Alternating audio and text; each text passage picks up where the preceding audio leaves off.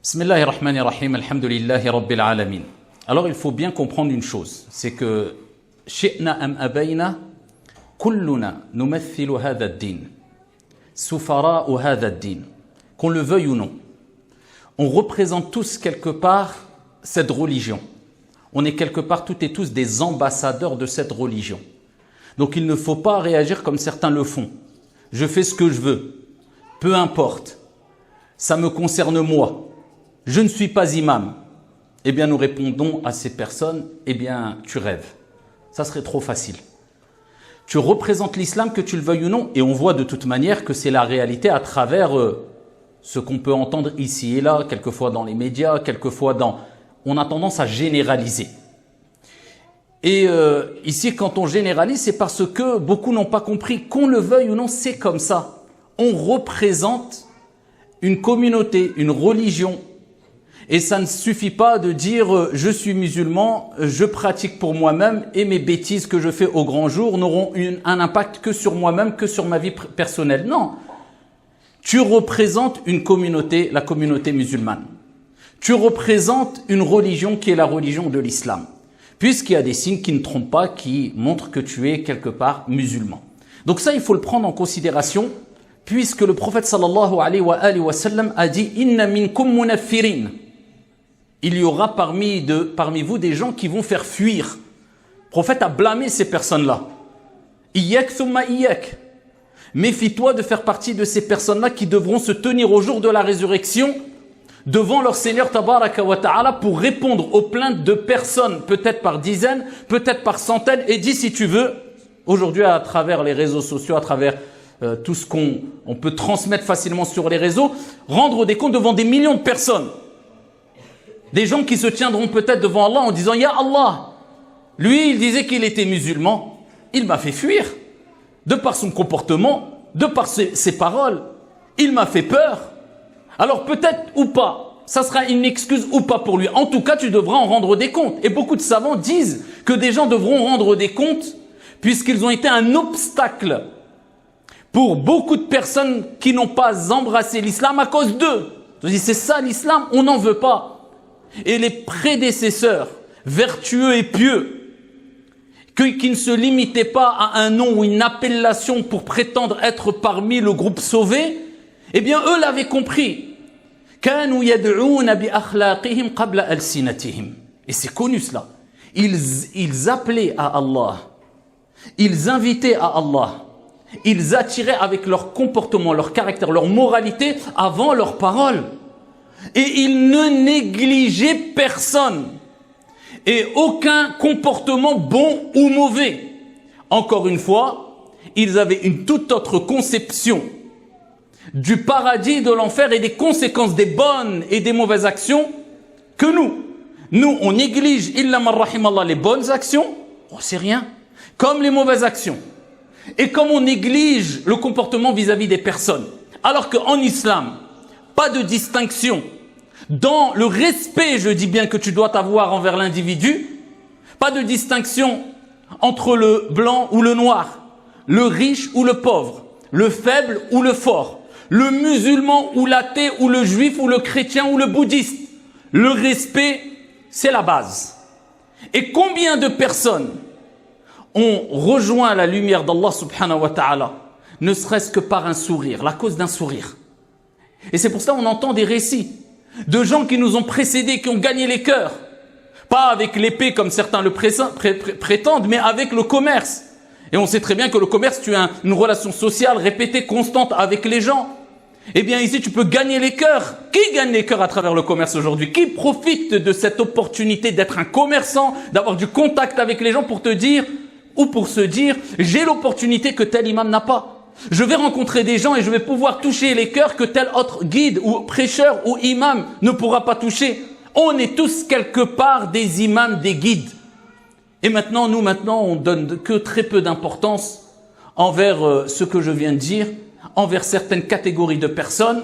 Et ce n'était pas comme ça que réagissaient les compagnons radiyallahu anhum, puisque le prophète alayhi salatu wassalam ne les a pas éduqués comme cela. Vous connaissez le hadith à titre d'exemple, rapporté par Muslim, où le prophète sallallahu alayhi wa sallam a dit combien de personnes avec les cheveux plein de poussière ou ébouriffé, poussent des portes, alors qu'on ne leur ouvre pas ces portes. C'est une image. Ils demandent, on ne leur répond pas. Ils veulent intercéder, on ne leur accorde pas cela. Ils veulent se marier, on ne leur accorde pas cette opportunité. Ils veulent. Et non, c'est un tel. T'as vu son état physique, t'as vu son apparence. Alors que s'il jurait par Allah subhanahu wa ta'ala, Allah tabaraka wa ta'ala exaucerait tout de suite sa demande. S'il jurait, dit ya Allah, et il jurait par Allah qu'il veut telle ou telle chose, eh bien Allah accepterait tout de suite sa demande. Mais les gens ne leur donnent pas d'importance. C'est pour cela qu'il faut que tu te dises, ce sourire que tu vas faire à ton frère, en représentant l'islam, ou à la personne en face de toi, peut être la cause que cette personne intercède pour toi au jour de la résurrection. Combien de personnes, eh bien, ont délaissé les préjugés sur l'islam de par le bon comportement d'une personne à travers ne serait-ce qu'un sourire. C'est pour cela que le prophète nous motive. Et quand il nous dit le sourire sur le visage de ton frère est une aumône, quand il nous dit qu'une personne a été au paradis tout simplement parce qu'elle a ôté quelque chose qui nuisait aux gens sur la route, quand il nous dit c'est pour que tu comprennes qu'une action qui te paraît être insignifiante peut être la cause de ton entrée au paradis. Vis-à-vis d'objets, que dire vis-à-vis de personnes? Et on a un hadith magnifique qui nous rappelle cela aussi, rapporté par l'imam al-Bukhari. Le prophète sallallahu alayhi wa sallam nous parle d'une personne qui a peut-être été la cause de la guidée d'un voleur, d'une prostituée et d'un riche. Il a donné une aumône. Il s'est dit, aujourd'hui, je vais donner une aumône. Et quand il est sorti chez lui, il a trouvé une personne. Il lui a donné cette aumône-là. Ensuite, les gens ont parlé. Ils ont dit, un tel a donné une aumône à un voleur, sariq. Il ne savait pas. Il a dit, Allahumma lakal hamd. Toute la louange à toi, ya Allah. Mais je vais donner une aumône à une autre personne. Il sort de chez lui, il va pour donner une autre aumône. Et il donne cette aumône à une personne. Et il pense avoir bien fait. Et certes, il a bien fait. Mais quand il entend certaines paroles, il se met à douter. Puisque les gens ont dit, subhanallah, il a donné une aumône à une prostituée, sans qu'il le sache. Il dit, Allahumma lakal hamd. Et il se dit, je vais donner une autre aumône. Il continue, il persiste, son intention est bonne et l'acte est bon. Innamal a'malu binniyat. Ô combien de petites actions, à tes yeux, sont énormes auprès d'Allah subhanahu wa ta'ala, puisque l'action, petite soit-elle, a été précédée d'une belle et une grande intention. Et combien de grandes actions aux yeux des gens, je dis bien, de manière apparente, les gens disent « Waouh !» Mais elle est devenue toute minuscule, voire insignifiante, voire elle a disparu parce qu'elle a été précédée d'une toute petite, voire une mauvaise intention. Mais l'intention ne suffit pas, il faut que l'action soit conforme. Combien de personnes se sont égarées parce qu'ils avaient des bonnes intentions, mais ce qu'ils faisaient, ils étaient complètement égarés. Mais là, la personne, elle avait la bonne intention, mais ce qu'elle a fait, c'était conforme, elle a donné une aumône. Même si elle a donné une aumône à une personne qui, pour nous, de manière apparente, elle ne méritait pas soi-disant. Ben, cette personne-là, elle a agi avec cette sorte de naïveté. Alors, il y a une naïveté positive et une naïveté blâmable. C'est pas le sujet. Mais cette naïveté positive, bonne, qui nous est demandée, c'est-à-dire husnul dhann. C'est ça la bonne naïveté. C'est-à-dire que tu as une bonne opinion des gens. Tu vas pas chercher, toujours dans les détails. Tu t'arrêtes avec ta voiture, tu vois quelqu'un, oh, cela toujours il demande. Allah ne fait pas la manche. Cette personne-là, c'est Allah qui te l'a mis sur ton chemin pour te rapprocher de lui. Qu'il mente ou pas, toi donne. Si tu veux pas donner, eh bien une bonne parole. Tu dis, Allah il sahel. C'est tout. Amma tu te plains, oh, pourquoi il vient celui-là, toujours cela il demande.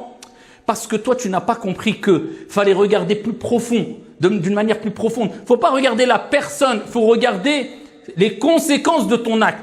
L'opportunité que tu as de donner à une personne qui en a besoin peut-être. Et si tu t'es trompé, peut-être la personne est dans une situation catastrophique. Peut-être que tu vas venir en son aide. Et vous savez, le prophète alayhi salatu wa salam, vous connaissez le hadith, lorsqu'il a dit venir et marcher avec son frère lorsqu'il a besoin, mais préférable que de faire la retraite pieuse pendant un mois dans cette mosquée-ci. Il parlait de la mosquée du prophète sallallahu alayhi wa sallam.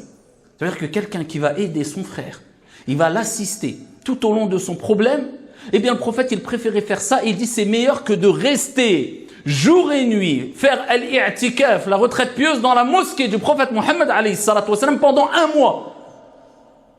Et bien sûr, ahabbu an-nas ila Allah anfa'uhum lin-nas.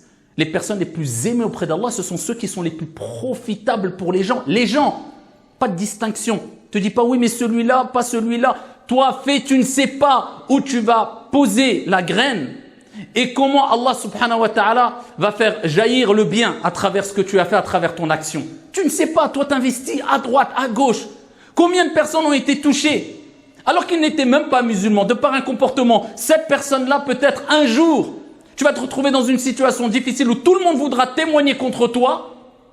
Eh bien, cette personne va se souvenir de toi. Elle va dire, c'est celui qui avait un bon comportement avec moi. Eh bien, il va être une cause ici pour témoigner, ou il va être une cause de ton secours ou de ton assistance. Il va témoigner en ta faveur. Combien de cas on a vu cela? À travers ton comportement, tu ne fais pas de différence entre les gens.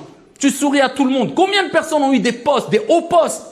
Ils ne savaient pas qu'ils étaient assis à côté d'une personne qui était très riche, qui avait beaucoup d'opportunités. Ils discutaient avec lui comme ils discutent avec tout le monde parce qu'il donne le haqq, le droit à toute personne à côté de lui. La personne est touchée et il lui a donné des opportunités. Si tu agis comme ça et tu enseignes cela à tes enfants, tu verras les portes qui s'ouvriront.